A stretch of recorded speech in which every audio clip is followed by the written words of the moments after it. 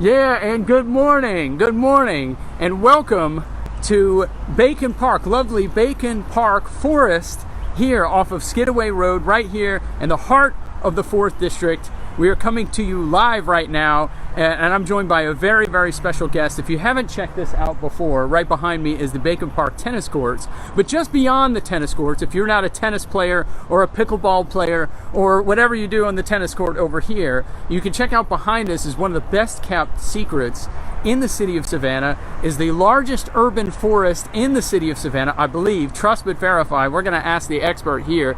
And I'm joined live with Jake from Savannah Tree Foundation is here, and he is joining us live. We are going to check out the forest together. And Jake, tell us a little bit about yourself, your role at Savannah Tree Foundation, and what you're up to over there. Yeah, so good morning, everybody. My name is Jake Henry. I am the field manager for the Savannah Tree Foundation. We are a local nonprofit organization that's been around since 1982, and we advocate for the protection of green space in not just the city of Savannah, but all across Chatham County. We do tree plantings, community engagement, and lots of educational events. And so my role as a field manager is doing all the fun stuff. So I coordinate tree plantings, volunteer events, and educational opportunities like this. Sweet. And you've got, okay, so you got a plan over here. But let me tell y'all, before we even get started, you know, Jake came out and he was like, man, you're going to have to get the bug spray. He came out with the off bug spray. So we're going to go into the forest. We're going to get ready to see this thing. But let's check out the plan here. So what in the world is this?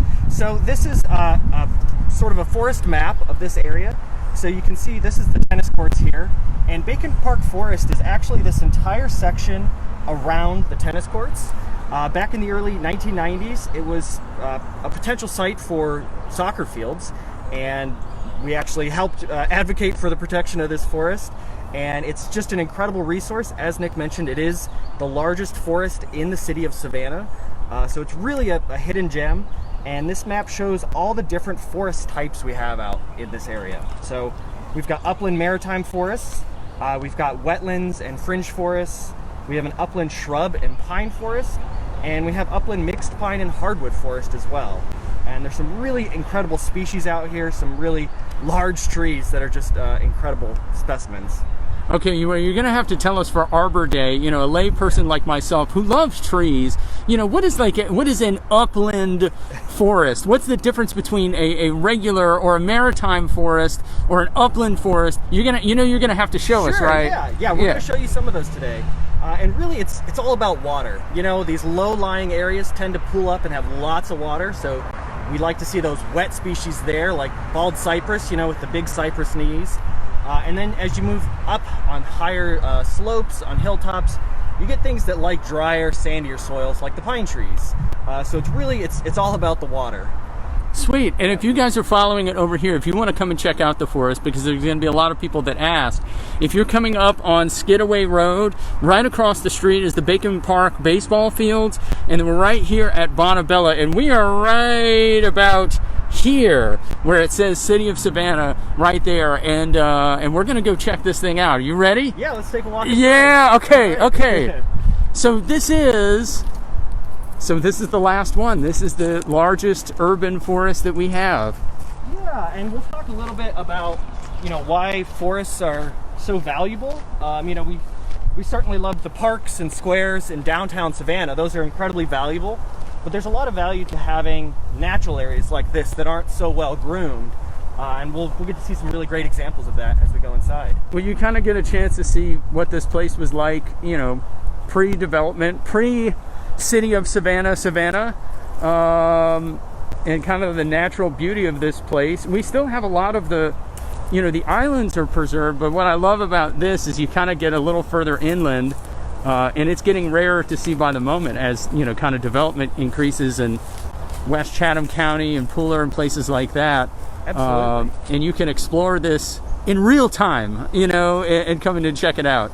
Yeah, and you know, like you mentioned, you know, Whitmarsh Preserve is a fantastic area, but it's a little bit further out in the islands. It's important to have, you know, equitable access to green space. So we want to make sure that people downtown Savannah can access natural areas like this. And this is, like you said, it's really incredible. It's a different forest than what you find out on the islands. We're a little bit further inland, so you get different tree species, different plants. It's a different ecosystem.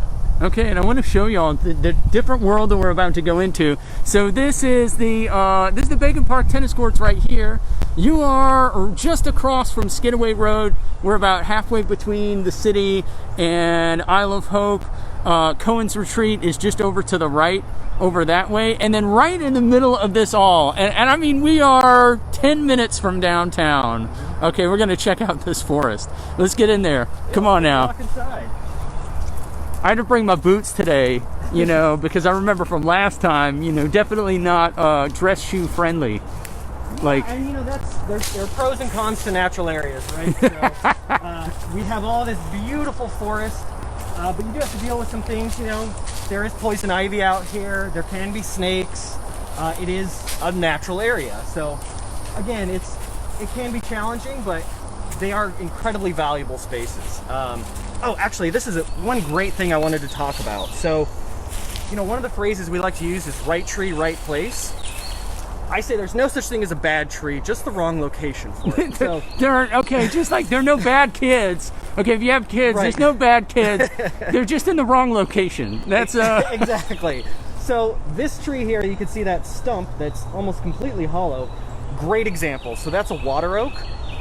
Those trees are notorious for falling over, particularly in Hurricane Matthew. We saw a lot of them fail around the city in Chatham County. Now, they're a pretty short-lived species. They're pretty prone to disease. So this isn't something that you want next to your house. But in a forest out here, absolutely fine. This is providing food for wildlife, habitat for wildlife. You know, it's helping fungi grow. It's habitat for insects. So this is the right place for a water oak.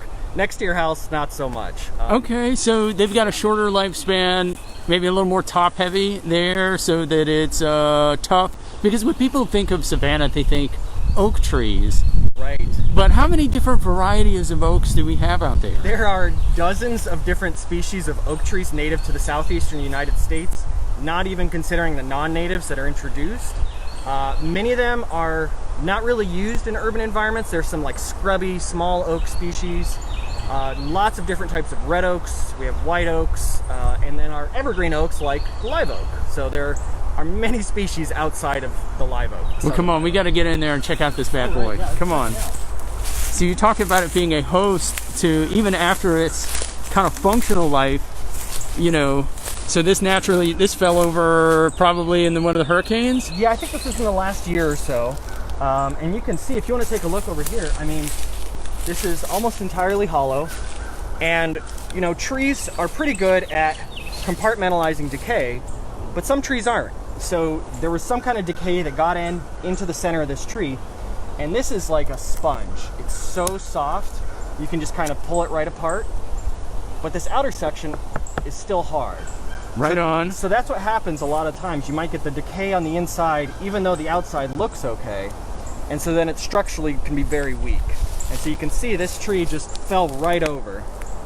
Well, and you've got, you know, you probably can't see it on the camera too, but you can see that there's a lot of activity going on, feeding on this tree right now, using it for shelter, all the smaller bugs that are out there. This is awesome to see. And what is the lifespan of a water oak? I mean, you know, they can be up to 100 years, but typically they're, you know, around 50 years. So they don't get super, super old. And like I said, they're not the best at healing over any wounds. So when we have, you know, pruning cuts or any damage to them, it's really easy for decay to get in like it did here. So if somebody wants to put in an oak tree in Savannah, what's the one near their house? You know, we think of live oaks. Is that a good idea to plant next to your house? Not right next to it. Now, when we think of live oaks, they're pretty stout and wide, so they really spread quite a bit. So that's not something you want right next to your house. There are a lot of other native oak species that would be more appropriate. Red oaks are a great example, like Shumard and Nuttall. There are also white oaks, like swamp white oak or swamp chestnut oak. There are really just lots of options available that are a little bit more upright, will still give you some fantastic shade and are very strong trees. Sweet. Okay, here, let's go back to the path. Because it's incredible to see, like, I mean, we are just a couple feet away from the entrance, but man, you're already in it. You are already here in it. And is this an official path? I mean, is this a natural path that's kind of formed over time? So this path was formed after a few hurricanes. You know, folks came out here, the city came out to clear the trail, just kind of remove some of the debris that had come down after storms. So it's not an officially maintained trail, but it is a rough trail system out here. Okay. You can see a little bit of it here. And it really is incredible. I mean, even just from the parking lot to here, there's probably at least 10, 15 degrees cooler, which I appreciate. I'm not from the South, so I really enjoy the shade out here. Yeah, it was hotter than hell out in the parking lot there. I was a little worried, but it's much cooler, and you can still hear some of the road traffic, but it is getting quieter. It's very muffled. You get, you know, the birds out here that are just incredible. And you know, one of the things that I really love out here is how dense it is. You know, we go to the squares and the parks downtown and they're beautiful, but you've got the mature trees and the grass and nothing in between. Here you've got all these different layers of the forest. You know, you've got the low scrubby plants, you've got these young trees coming up, you know, you've got a sweet gum coming up here that's real young. You've got the trees that are kind of in the middle, like fighting for sunlight, and then you've got these nice big mature pine trees up there, really just towering over everything. So it's really cool to see these different layers of the forest out here. Now, are these all natural trees, or do we have invasive trees here too? That's a good question. So a lot of the trees out here are native, but there are definitely some invasive species. We have some things like bamboo, mimosa, and English ivy is prevalent in a lot of areas out here as well. Not a tree, but there are certainly invasive species out here, and we'll see if we can spot some along the way. Yeah, let's go check them out. Actually, I do know there's a patch of bamboo down this way. We can go check that out. Yeah. Now, are these folks that are planting it, you know, is that how they're getting propagated? Like they're picking it up at Home Depot? And that's, you know, one of the challenges with invasives is usually they're brought in for ornamental purposes, or, you know, they make a really good hedge like the bamboo. But unfortunately, because they're so tough and durable, they get out into natural areas and just kind of displace the native species and really are just out-competing the other tree. Yeah, well, I made the mistake of planting some Mexican petunias in my yard, and now I can't get them out, you know, and they are crushing everything else in their path to, like, sprout through, spring through, send out shoots to, you know, just attack all the other plants in the yard. So is that kind of the same thing that happens in an area like this? Yeah, absolutely. And you know, different plants have different sort of strategies for how they compete. And bamboo is just really aggressive. They form these dense thickets. You can see here, we've actually knocked this one back multiple times, and it kind of just keeps growing back. Oh, so boy. We're at least kind of keeping this section at bay, but it still pops up all over the forest. It's just an incredibly aggressive plant. So how do you end up getting it out? I mean, are you going to have to excavate it out? Or, well, eventually if you keep cutting it back, will it finally be gone? Yeah, there's a few ways of doing that. Yeah, ideally, you know, if we're out here regularly cutting it back, the roots will kind of expend all their resources and it will die eventually. You know, we really try to avoid using any herbicides or chemical applications. And you can certainly dig things out. That's a little bit easier with single trunked things like trees. You know, you can really just dig out the roots and get rid of it. Bamboo, because it has so many little stalks and roots, it's really hard to get rid of all of it at once. Now, I spotted something. I just pulled one of these out of my yard the other day. This vine, okay, if y'all can see it here, this vine, I don't know, was somehow growing through my yard, and it's got barbs on it too, you know, so some of these things that are just kind of climbing on. Do you know what that happens to be? You know, I don't know which plant that is, but it's one of those things that you find out here that's just so aggressive. You know, they love to grow up the trees, and obviously that's something we don't find in urban areas as much. The trees are a little bit cleaner out there, so it's a little bit more messy, a little bit more competitive out here in the forest. Yeah, that's broadcaster's privilege. I'm trying to find out how to battle that thing. It just like sprouted up through a camellia bush and started taking over the house, and I was like, oh no, what is this? Yeah, yeah, some of those vines can be incredibly aggressive, and some of them can get really large too. Out here, they'll be all the way up the canopy, and you can see just massive stalks. There's a good example there, climbing up that pine tree, just almost all the way up to the top. Really incredible. Yeah, and what's the danger of kind of leaving alone these invasive species? Will they eventually take over an entire area and just kind of crush everything in their path? They can, yeah. You know, invasives left to their own devices just sort of outcompete everything else. Fortunately, out here there are so many natives that there is still some competition, so they're not really dominating. But yeah, left to their own devices, they really can just sort of take hold of an area. Oh, Matthew's on with us. See, this is what I love about going live, because you can get the assist. And Matthew Hallett's with us. Hey, Matthew. And he says Greenbrier, it's terrible. Yes, it is. It is. I don't know where it came from. I didn't want it, and it just sprouted up. But it is. It can ruin the natural beauty of a place, if you have some of these invasives that pop up time and time again. But it's good to see that you guys, so you're doing this, volunteer to kind of cut these back and maintain this forest? Yeah, we come out a couple times a year just with a group of volunteers to try to help clean it up a little bit, maintain a little bit of the trails and knock back the invasives when we can. Oh, that's awesome. Thank you. Okay, yeah. we'll press onward and upward. We'll head back What's over next? This way. And it's funny, some plants might seem invasive, so sweet gum you will see everywhere out here. It almost grows like an invasive, but it's a native plant. Sometimes things are deceptive. It seems like it's more aggressive. I feel bad for the sweet gums. Like, they're native, they're here, they're growing, they're trying to do their best, and then we curse them one time a year. We're out there walking. But these have been planted in Savannah for years and years and years. Is that right? Absolutely. Yeah. If you look at neighborhoods like Ardsley Park, much of those trees were planted in the late 1800s. There's a massive hurricane that came through, and so as part of the replanting effort of the early Park and Tree Commission, some of those sweet gums were planted because they grow fast and they provide pretty good shade.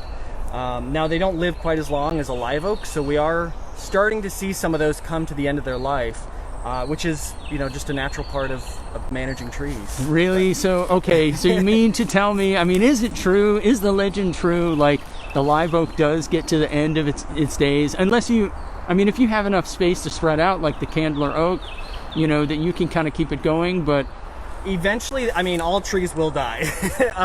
Live oaks at the more extreme end, maybe 400 or 500 years old. But even then, it can be rare. We have to think about all the stresses and challenges of urban environments.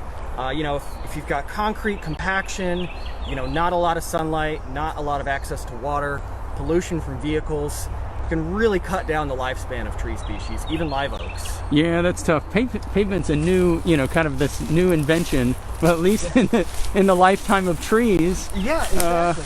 I always tell folks, it's funny, thinking about some of those downtown live oaks, they were planted when the roads were brick or just dirt. So they had a pretty nice life early on, and it's gotten a lot harder in their old age. Well, I love that people would put they would plant the trees like right in the street. They were like, I don't want those carriages near my house. I'm putting these trees here like as a defensive measure. Yep. For shade too, but really just to get it away, get it away from the house. And now we get to enjoy them as these tree lawn trees. Exactly. Yeah, it's pretty incredible. We really are certainly reaping the fruits of the planting efforts of 100 years ago. So you come into the forest here, and then you kind of hit a fork where you can go right or your left. What are our options here? Let's head back down this way. I think there's some interesting species to talk about down there. Okay. And some more down trees. Again, this is kind of part of a natural forest system. We have to deal with those things. So yeah, I noticed that they've been left here. What are some of the other advantages of leaving a down tree rather than clearing out the path? Yeah, those trees really provide a lot of food, not just for plants and animals, but for anything else that's growing underneath it. Wood is very high in carbon, so it's a lot of food for decay organisms. But it also has a lot of nutrients. The bark, the twigs, the leaves. It's really important to kind of cycle these nutrients back through the ecosystem. A lot of times in urban areas, we're just taking things away. So if you think about in the fall, you rake up all your leaves, you bag them up, and you throw them out. It's a lot of really good nutrients you're taking out of your ecosystem of your lawn. Right on. So it's nice to cycle it back in. So I get funny looks sometimes when I go out with my mower and just mow up all the leaves.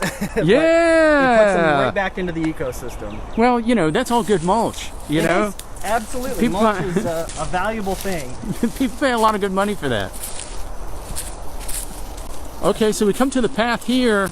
Oh, and I love the adventure. We kind of get to cross it, like, Yeah. and this is Oh, and this is cool. So yeah, like we were talking about. So this is another water oak, and you can see all of this beautiful fungus growing on the side of the tree. It's so cool. It's such a fun thing to find, and you don't get that in, you know, downtown areas. And it's a valuable teaching tool, right? A lot of times that's right. kids don't get to see this sort of thing if they're only going to the parks and squares downtown. That's true. I mean, as soon as there's a down tree anywhere really in the city, I mean, it's coming out, it's getting taken out, you know, it's a liability, but Sure. here you can see it in its natural state. Yeah, and it's a challenge. You know, we don't want any hazardous trees to hurt people or property, so it's really important to manage those really carefully in urban areas. But here we do have that flexibility because there are no homes, there are no cars or roads out here, so we can let them do what they would do naturally, and it's safe. Man, okay, and now we're really in it now. We are really in it. Yeah. You know, I don't know if you guys can hear it on there, but the birds are chirping, you know, like I've seen a couple snakes that have flown through. So, you know, I was going to invite, you know, some other members of council, and they were like, are there snakes there? I was like, well, yeah, there's going to be. So, like Indiana Jones, you know, they don't do snakes. But you still get to see it in this natural state. And now, how long has this been open to the public? You know, I'm not sure. I know at least since the 90s, since it, you know, they decided not to turn it into soccer fields. And it is open to the public. There's not a lot of signage, so it can be tricky to find. But it is just an incredible resource. Oh, here's a fun tree we'll talk about. So this is our red mulberry. It's got some berries on there right now. Wait a minute. Yeah. Wait a minute. Okay. So is this the mulberry tree, like silk making mulberry tree? It's not. It's such a fun story. So the red mulberry is a native tree species. Produces these dark berries. They're delicious. It's beautiful. Great for birds. The white mulberry is actually non-native, and that was introduced as part of the silk process. And it turns out that the silkworms don't actually thrive very well here. So it was a bit of a failed experiment, and the white mulberry is kind of also getting out into natural areas and displacing native species. So, you know, kind of an oopsie. Really? Wait a minute. Are you telling me like it was like not a prank, not like, you know, and I'll ask you about kudzu and the legend of kudzu, but so you're telling me that not only did, you know, Oglethorpe's experiment in the silk making industry, which, you know, Savannah was supposed to experiment and be this silk making colony, and it didn't work. It didn't take off. Right. But we still have the species today that are kind of just spreading around. Yeah, and you know that you'd be surprised how often that happens with experiments like that. A lot of these early explorers really were fascinated by, you know, a plant or animal species in one area and said, well, why don't we do it over here? And it turns out ecosystems are very different in different places, and they're different challenges. You know, we've got a very humid, salty ecosystem here, and certain things just don't thrive in that. Okay, so we do have a fruit-bearing tree, though. Are these edible? They are. Oh yeah, I actually just I made some mulberry jam last week. They're really good. You do want to wash them for sure. There can be bugs, you know, and they do stain. It's a pretty dark purple. It's a beautiful berry. Cool. But yeah, just one of those things that I love about native fruit trees is they're tough. You know, growing citrus here can be kind of tough. You know, if you have cold temperatures, you really got to protect it, kind of baby it. But these native fruit trees grow like weeds, especially the mulberry. Okay. Now you kind of close the loop for me. So I like to garden. I like to work out in the yard. I think I've spotted these trying to sprout up at least a dozen times in the yard. Yeah. Birds are clearly eating the fruit, planting them for me. Yeah. But there's something that gets on your hands. It's like this distinctive smell. It gets on your hands when you try to pull them out. And they are in the ground. Like, they do not want to go. Yeah, and you can, well, actually, we'll go around the corner here to look at this one. Again, right tree, right place. They are not very large trees typically, so you can see this is a good sized mulberry, and it goes up and then it starts leaning over. They really don't like to go straight up. So what they'll do is spread out a lot. You'll get a lot of those berries that can stain sidewalks, that can stain your car. So again, you got to make sure you have it in the right spot. Okay. But incredibly valuable native tree species. Oh, well, now I feel a little bad about cutting them out, consistently pruning them out of my yard, but well, good to know. Okay, and maybe I need to let one of them go. You can, yeah. Let one of them go. See what happens, and if you don't like it, then you can always remove it later. That's right. Yeah. That's right. And That's right. Native fruit trees are so cool. There's some other great ones. There are a lot of plum species actually. So, like a Chickasaw plum is pretty common. Wonderful fruit. It's delicious and grows very well here. So we do like to encourage the native fruit trees in addition to the more common ones. Now, does the City of Savannah, they have a tree planting list? Now, I get a lot of calls like, you can call 311 and they'll come and plant a tree. We have a tree fund. It's no cost to you. It's paid for by different developments that come through. But Correct. Are there native species on that list? Oh yeah, absolutely. It's more frequently native species you'll find on there. Sometimes they do plant non-natives like crepe myrtles. That happens a lot because crepe myrtles are tough.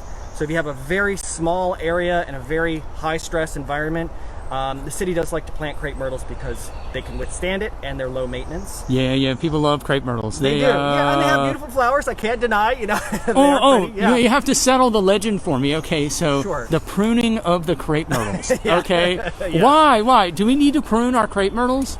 Typically, no. And if by pruning, I think you mean topping, kind of cutting straight across the top. That's right. So that is definitely not a recommended practice for crepe myrtles. It's a myth that if you do that, they'll flower more, and it's actually not the case. What happens is they resprout new little sort of suckers off the tops, and they will flower on that new growth, but it's also pulling nutrients away from the tree to create new growth. So what happens is essentially you're kind of robbing the tree's strength just to get a little bit more flower, but the tree will still flower on new growth regardless. It'll just be a little bit higher up. Well, I'm going to rename this Tree Mystery and Tree Rumor Chat. Like dispelling tree rumors, which I'm sure is like 90% of your daily job in the questions you get. Sure, well, and that's what I'm here for. I'm happy to educate and teach people new things. And, with crepe myrtles, it can be tricky. Those re-sprouts are typically weaker than a normal branch. So we really try to discourage that because they're more likely to break and fall off in storms. Whereas if you leave those nice, normal, strong branches, it'll be much more resilient. Yeah, it's unusual to see, some of the older ones. I mean, they form a beautiful canopy, like a medium-sized or a small-sized tree. But then you see everybody like, Matthew calls it crepe murder, that they trim it like at the knuckle of the tree, and then they just look like this poor stumpy thing, and it's brutal. Yeah, there are a couple ways that you can do that. So you can do what's called canopy reduction. So pruning it back to reduce the height. That's the proper way to do it. So if you hire a certified arborist, they will know how to do that. Topping is not recommended. That's just cutting straight across the top. There's also what's called pollarding. So that's where it sort of starts making that little fist. If you keep cutting them off and it kind of gets bigger and bigger, you'll see a little kind of knobbly fist on there. That's kind of half and half. It's not great for the tree, but it is better than topping. It reduces the size of the wound that you're making, but it does still kind of keep them really short and not quite so nice looking. Okay, pollarding. Yep. That is my vocabulary word for the day. There you go. Folks, and everybody that's tuning in, if you want to, you're trimming it like that fist there, pollarding. Yes. Okay. And a lot of times we will see mistakes done where you start to create that fist, which can take, years and years. It's a buildup over time. And then we'll see some folks who cut straight through it, and you've kind of defeated the purpose of the whole thing. No. So it can be difficult. If you're going to do that, you better make sure that your pruner knows how to maintain that long term. Okay, you guys heard it here first. You heard it here first. All right, let's keep moving in. There's some really cool trees down this way that we'll take a look at. I think do I spot a live oak over here? Are we coming up on one? Yeah, there are a couple over here that are pretty incredible.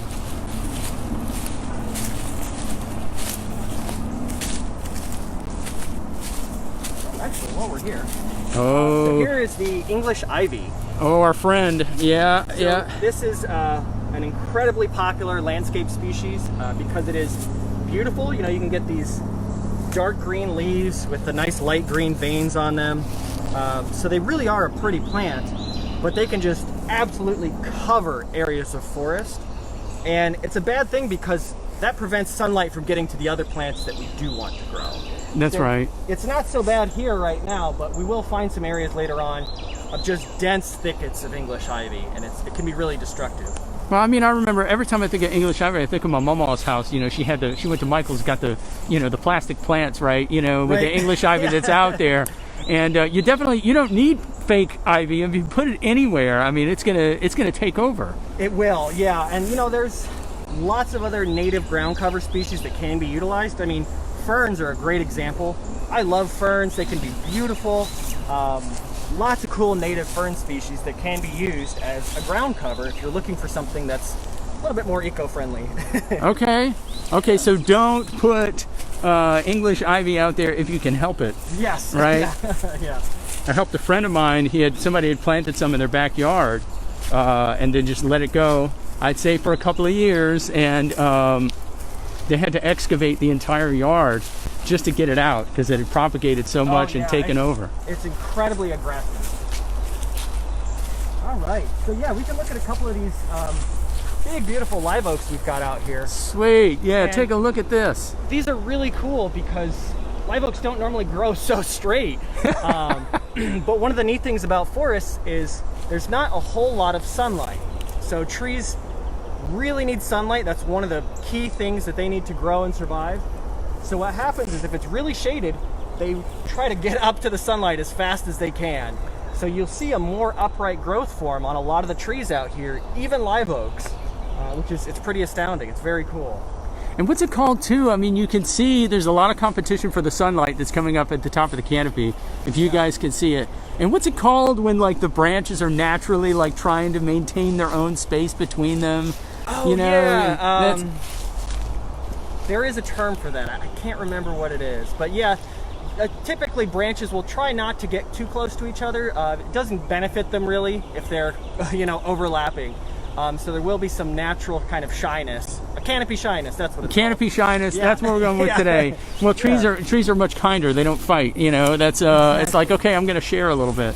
And you can see on this live oak, I mean, this whole branch right here is dead, and in an urban area that would absolutely be unacceptable. You know, we can't leave hanging deadwood like that.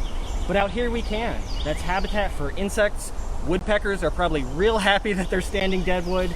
So it's really just so cool to see such a huge branch staying on the tree long after it's dead. Cool. Yeah. This is awesome. This we've got another neat species here. So this little guy is called a sugarberry. Okay. Closely related to hackberry. And this is another incredibly valuable native tree species. So you can see on the bark, it kind of has these little warts on it. So that's a really good way to identify it. And unfortunately right now there's a pathogen that's going around killing sugarberries in the southeast. They believe it's bacterial. They've been researching for a few years, trying to figure out what it is. But it is a pretty aggressive pathogen that's been killing sugarberries. And so we're happy to see them out in natural areas surviving and thriving, because it really is unfortunate when new pests and pathogens come in and affect our native tree species. Well, that's right. I mean, there have been some very historic blights. The American chestnut? It was almost entirely wiped out. You know, what do you guys do to monitor what is a blight? I mean, is it just like a virus that just comes through and can wipe everything out? Can be. So typically pathogens that come in are usually fungi that predominantly affect trees, but there can be viruses and bacteria as well. And a lot of times these new pathogens are closely tied to insects as well. So a great example is red bay ambrosia beetle is closely tied to laurel wilt, which is a fungus. And that was actually introduced in Savannah because we're a port city. Oh, so, no. It's bound to happen, you know, as world trade increases, things come over unintentionally. And so that actually affects red bays and trees in the family Lauraceae, so laurels. So that also includes sassafras and avocados as well. So it's actually starting to affect the avocado industry in Florida. Really? So it's a close relationship between a beetle and a fungus that's killing these trees. So when you do that customs declaration, guys, you know, when you're coming through and they have, do you have any, you know, non-native species? Did you bring any fruit? You know, this is kind of why, but it can just be one little thing that's introduced to the environment that wipes it out. It's really challenging. You know, customs searches through lots of live plant material every single day. and it's impossible to search every square centimeter. You know, it's just impossible to do. So it's bound to happen eventually, and one way that we can help prepare for that is by planting diverse forests. That's right. If we have lots of different tree species and one is affected, it really helps to have a good mix of tree species. What's amazing, I mean, I've learned something. I have one of these in my backyard. Now I've learned about the mulberry that, the mulberry that I keep chopping back that's popping up in the yard. And I think that these were some of the first, some of the species that were planted, Ardsley Park, Chatham Crescent, when they did the planting plan. I remember they said, we planted gum trees, I'm assuming sweet gums, live oaks, sugar berries, so even back then, they're trying to aim for something that's going to be a little more sustainable. Yeah, absolutely. And actually, it's funny you mentioned that. In the mid-1800s, when Savannah was called the Forest City, the three predominant species were sugarberry, chinaberry, and American sycamore. And you'll still find some very old American sycamores tucked in backyards around the city. There's some pretty incredible specimens around. Really? Okay. Yeah. And there is a tree, I don't know if you know about it, but there's a tree at Senior Citizens Inc., kind of in the backyard. Have you seen it? I think so. Yeah, I think I know which one you're talking about. They've claimed that it's the only example of that species in the city. Okay. I don't remember the name of it. That would certainly help. But I'll take a look at it. Yeah, you'll have to take a look. It's in the back courtyard there. We did a tour of Senior Citizens Inc. and they said, oh yeah, it's the only example of this in the city, and it's beautiful old tree that's out in their back courtyard. So we'll talk about one of these species here real quick. This is a fun one. So this is a red maple. So these little guys are coming up here. I love talking about maples because they're a really interesting genus of tree species. So maples have this characteristic of being shade tolerant, which means they can kind of hang out in the shade in the understory, like they're doing here, and they'll still grow. They'll grow kind of slow, but they will still do fine. Other trees like live oaks and pines really hate the shade, so you won't see any pines here because they really don't like hanging out in the shade. They need lots of sunlight. And so maples are really great in that regard. You can plant them underneath another tree. Say you have a really old oak tree that might be on its way out. You could plant a maple now before it has to come out and get that maple started, and then when the live oak or whatever tree it is has to be removed, you have a maple ready to go right underneath it. Really? Okay. Yeah. Now, what about larger scale? Something we're very concerned, the city's concerned about its live oak canopy, Sure. Kind of aging out. Would that be a strategy? Yeah, absolutely. Underplanting is a great way to kind of get that next generation started. Obviously, it can be challenging in urban areas where your planting space is very limited, such as tree lawns. You only have a finite amount of space, but anywhere it's possible, it is good to kind of start that next generation as soon as possible. Okay, rock on. Stay tuned. I'll work on that. Because we've been trying to find a solution. When you think of Savannah, I mean, the first thing that folks think about, I think even more than history or architecture, is they think about the trees. It's the first thing that pops up on a Google search. And we're just kind of getting, like you said, near the end of that life cycle. So it's time to think about it. Yeah, and the history and the architecture are absolutely intertwined. The original forest of Savannah was longleaf pine, and you'll find a lot of old growth longleaf pine timber in these old buildings of Savannah. It's absolutely incredible to see. It's so cool. Repurpose Savannah is a wonderful nonprofit that does deconstruction. And so they actually have a lot of that old growth longleaf on their yard. And it's absolutely astounding. You can't find wood like that anymore. It just doesn't grow the same. Ooh, okay. Speaking of myth making, right? Sure. Is it true that British warships used to try to steal live oak timbers so that they could make, I had heard that the USS Constitution, old Ironsides, that the secret of the hull was that it was plated with live oak wood. Yeah, so I don't know about the stealing of live oak. I don't know about that for sure. But live oak was used in old ships, absolutely. It's an incredibly strong, dense wood. And one of the cool things, because it has such a low bending form, it already had a a rough shape of the hull, so they didn't really have to bend the wood. Cool. So it was incredibly strong, and it was used in old Ironsides. Yeah. Man, y'all tune in to the tour of Bacon Park Forest, and you're going to get a history lesson over here. You get everything related to trees. That's right. That's right. It's all Ask the Expert. Okay, what you got here? So this is another one of these invasives that is incredibly aggressive. This is our Chinese tallow. Okay. Chinese tallow tree. So this is pretty common in urban areas. There are some in downtown Savannah that are just absolutely massive. It's a very aggressive tree species that reproduces pretty quickly. And it kind of has these cute little, almost heart-shaped leaves, like an eastern redbud sort of. That's right. But yeah, another invasive that's incredibly aggressive. And you really have to, when you get rid of them, you kind of have to take the roots out, because if you just cut them, they do resprout pretty aggressively. Yeah, I've seen these everywhere and sprouting up just about everywhere. You know, this is another one of those that, you know, that you get a volunteer in your backyard, and then within a couple of years, I actually had my neighbor's house had one growing out of their house. Oh wow! And they just had to remove it, and I said, well, you're going to have to get under there, and now I'm going to have to tell them to grab the roots. Yeah, and you know, this is another one of those that was brought in because it has beautiful fall color. I mean, dark purples and reds and oranges, so it is very pretty in the fall, I can't deny, but is a pretty aggressive invasive species. Okay, so no tallow trees. Please no don't tallow. Don't plant the tallow trees. If you want something that has really great fall color, like a dark purple, like beautiful deep colors, sweet gum. Sweet gum has beautiful fall color. I know it's got the gumballs, but I gotta say something good about sweet gum.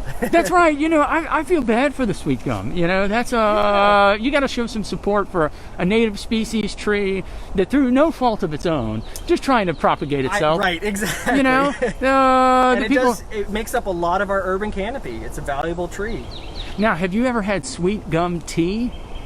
I haven't, no. Okay, we're gonna have to try sweet gum tea, because I've been working with the neighborhood associate over in Parkside. Okay, we've been doing some tree planting there, and we've been thinking of innovative ways to, you know, kind of put a spin on the sweet gums are very old, you know, and of course they drop the balls, and everybody, you know, says, oh no, you know, they'll call and they'll say, I got to get rid of this tree. You know, there's a lot of residents that call and say, I don't want this tree in my yard anymore. Yeah. So we're trying to put a positive spin on it. So we're going to try sweet gum tea that you can make. Let me know how it goes. I have had sassafras tea, which is also, it's very good. It's kind of like a root beer without the sugar. I'll experiment first. We'll see how this goes. All right. Okay, so as we're coming further in, what else do we see? I see we got some, maybe some milkweed. Yeah, lots of, I mean, really cool understory diversity as well. And you can see, so this area is a little bit more open, and we're starting to see pine trees pop up. So remember I said they're shade intolerant. They really don't like the shade. So as soon as there's an opening, you start to see some pines popping up in the understory. Oh, that's right. Yeah, so one right cool. here. You really get to see a lot of these things in practice. This poor little guy, the Charlie Brown tree. Yep. That's coming through. Yeah. And there's just some really cool species out here. You know, non-natives and natives. Just a really valuable ecosystem we have. And you all take field trips here too. Is that pre-COVID-19? But y'all takes from the Savannah Chatham County Public School System, take field trips out here to learn more. And what are they seeing? Yeah, so again, this is a really great teaching resource. We can talk about, you know, why dead trees are okay, you know, why maples will grow in the shade and why pine trees don't. There are just so many cool teaching examples out here. I mean, I could probably spend a week just talking about all the things that we've got out here. So it's really just an incredible resource. Oh man, and I see some pokeweed over here. Yeah, some pokeweed. Have you ever had a poke salad? I haven't, no. Yeah, okay, well, you know, there's some risk involved, because I know that I believe the berries are poisonous. Okay. But you can, if you boil it sometimes, you know, that's out here. But you'll find this out in your yard. It has those purple berries that pop up. Yes. So by the end of this, we're going to try something dangerous. You know, I'm just going to convince people to do something incredibly dangerous. You can't have the mulberries. That's safe. That's right. That one's okay.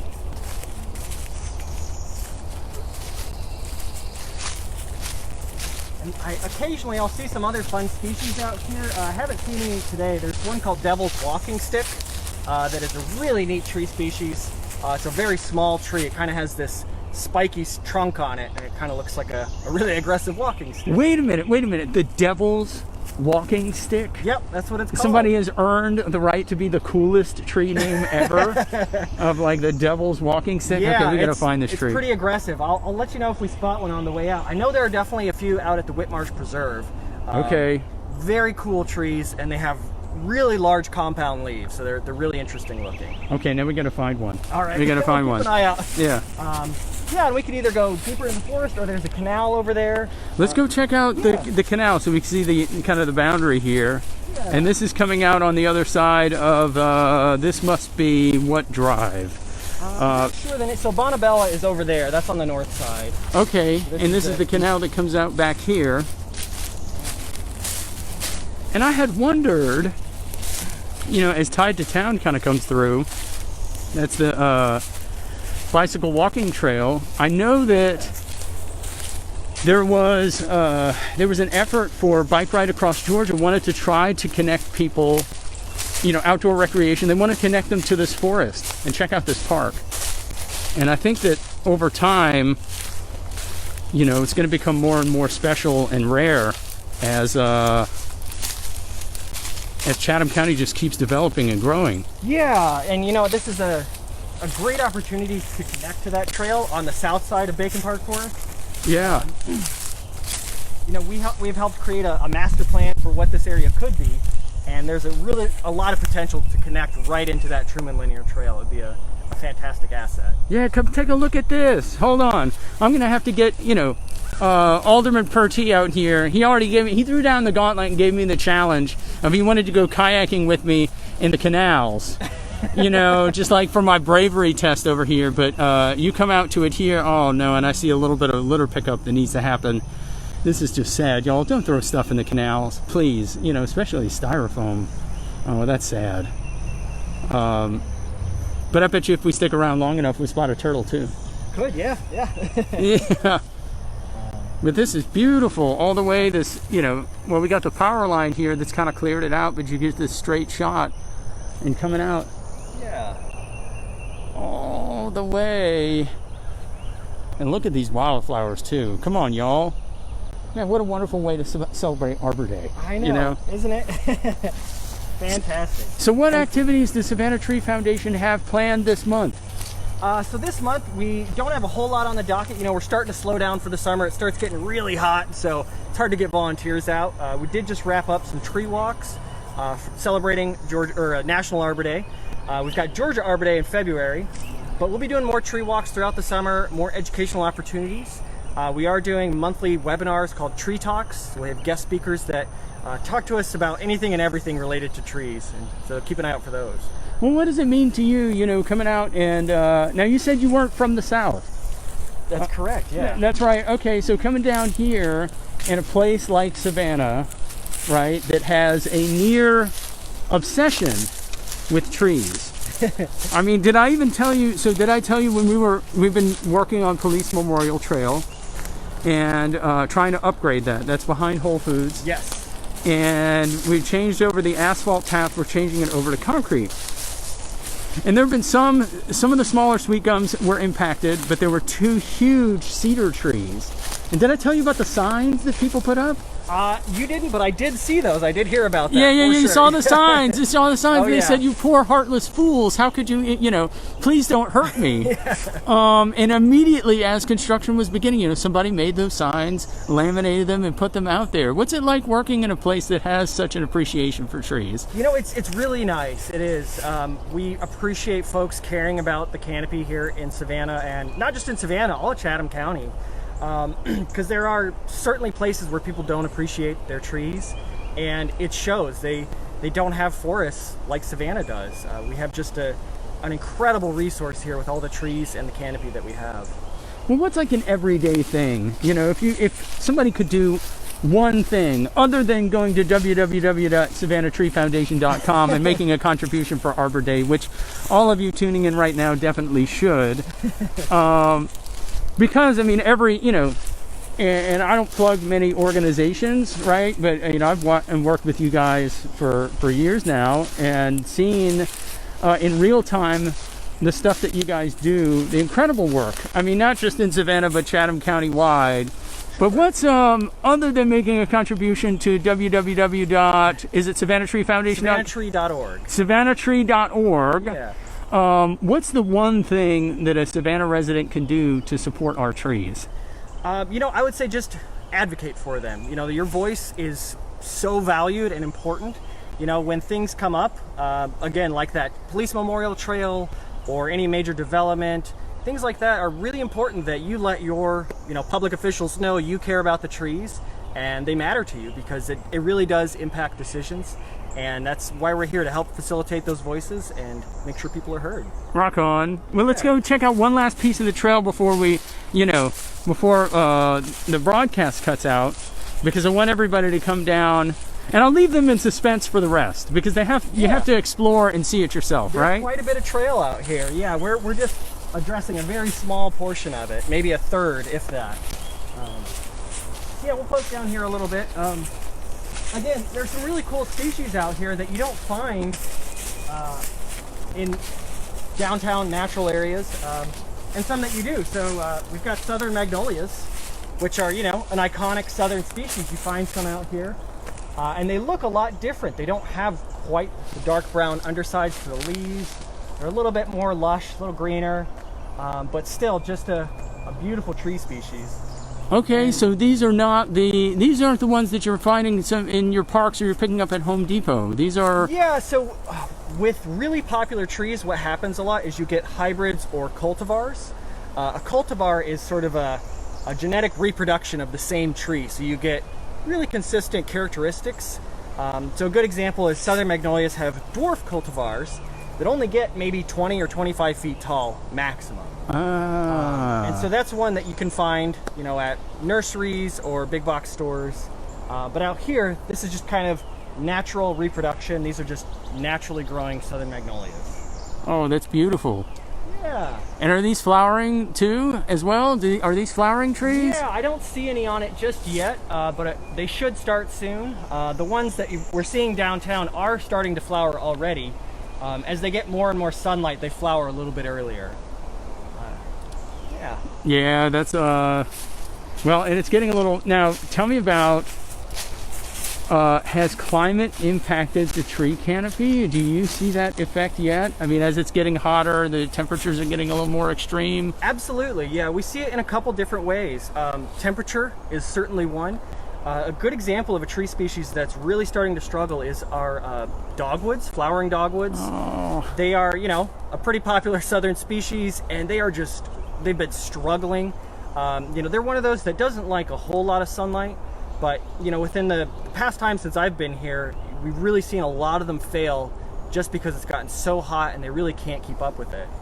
Another way is, you know, with sea level rise, salt water moves further and further inland.